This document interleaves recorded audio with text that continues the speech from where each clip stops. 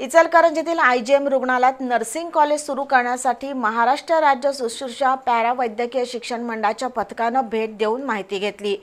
आयजीएममध्ये nursing college सुरू करण्यासाठी नुकतीच मान्यता मिळाली आहे। हे कॉलेज लवकरात लवकर सुरू करण्याच्या दृष्टीनं आता शासनाकडून पावलं टाकली जात आहेत।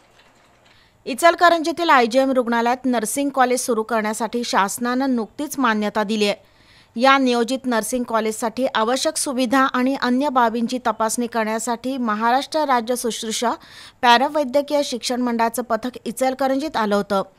नर्सिंग कॉलेजसाठी आवश्यक क्लासरूम, ग्रंथालय, सभागृह, कॅन्टीन, वसतिगृह, सामाजिक आरोग्य लॅब, शरीर रचनाशास्त्र प्रयोगशाळा, संगणक लॅब, आहारशास्त्र लॅब, दृकश्राव्य साधन लॅब यासह शिक्षक कार्यालयाची व्यवस्था पाहून पथकानं समाधान व्यक्त केलं। लवकरच इचलकरंजीत नर्सिंग कॉलेज सुरू होण्याच्या आशा पल्लवित झाल्या आहेत।